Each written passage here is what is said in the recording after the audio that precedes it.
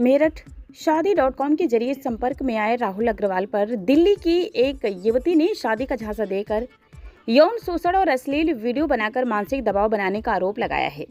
युवती का कहना है कि 17 जून को वह शादी के लिए मेरठ पहुंची, लेकिन 3 दिन होटल में रखने के बाद युवक के परिजनों ने विवाह से इनकार कर दिया।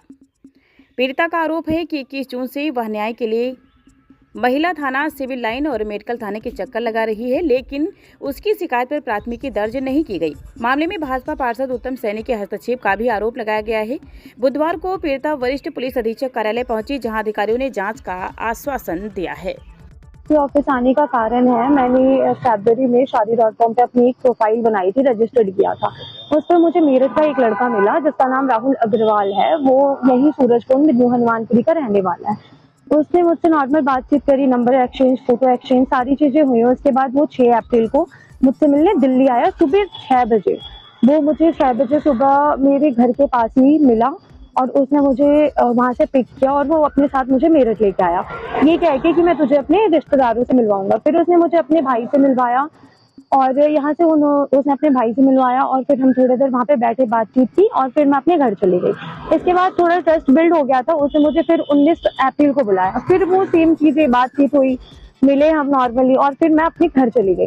अब इतनी 2 बारी हमें मिलने के बाद मुझे उसके पे ट्रस्ट हो गया था काफी ज्यादा। फिर उसने 2 मई को मुझे मेरठ बुलाया और मैं मेरठ पहुंची थी शायद रात के टाइम पे।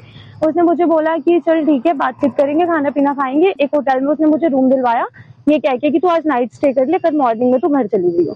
फिर जब मैं होटल में नाइट स्टे करने के लिए गई, उसने वहाँ पे खाना ऑर्डर करके मंगवाया और उसने खाने में पता नहीं ऐसा क्या डाला था कि मुझे बिल्कुल भी कुछ किसी चीज का होश ही नहीं था और उसने मेरे साथ सेक्सुअल इंटरकोर्स किया। और उसके बाद फिर उसने कुछ मेरी फोटोज और वीडियोस बना ली थी, क्लिक कर ली थी, जिसके बाद मुझे ये चीजें पता लगी। जब उसने नेक्स्ट डे मुझे पता लगी जब चीजें, तो मैंने उसे बोला कि ये क्या चीज है, ऐसा तुमने क्यों किया।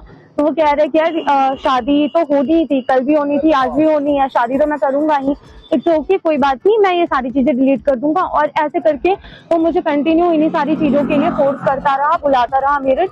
और लास्ट में 19 मई को भी आई थी, 19 मई को भी सेम चीजें हुई।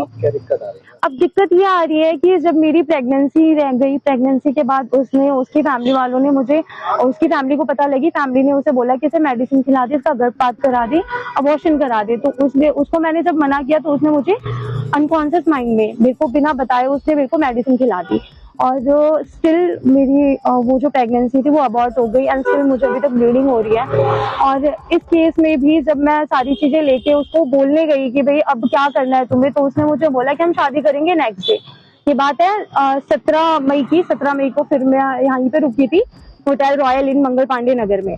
वहां पे जब उसने मुझे 3 दिनों तक रुकवाया, मंगलवार, बुधवार और शुक्रवार। शुक्रवार को जब मैंने उसे बोला कि 3 दिन हो गए तो अभी तक शादी नहीं कर रहा, तो बोलने लगा कि आज वकीलों की हड़ताल है, कोर्ट बंद है, हम कल शादी करेंगे। फिर इतने में उसके पूरे परिवार को पता लग गया कि मैं मेरठ में ही हूँ। उसके बुआ के घर पे उसका पूरा परिवार वहाँ पे इकट्ठा हुआ। उन लोगों ने मुझे आश्वासन दिया कि वो नेक्स्ट डे सैटरडे को मेरी शादी करवा देंगे उससे।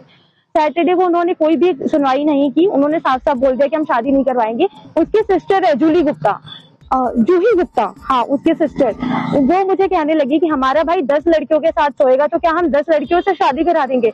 मेरा ये सवाल है कि 10 लड़कियों के साथ उसके भाई को सोने का हक दिया किसने है।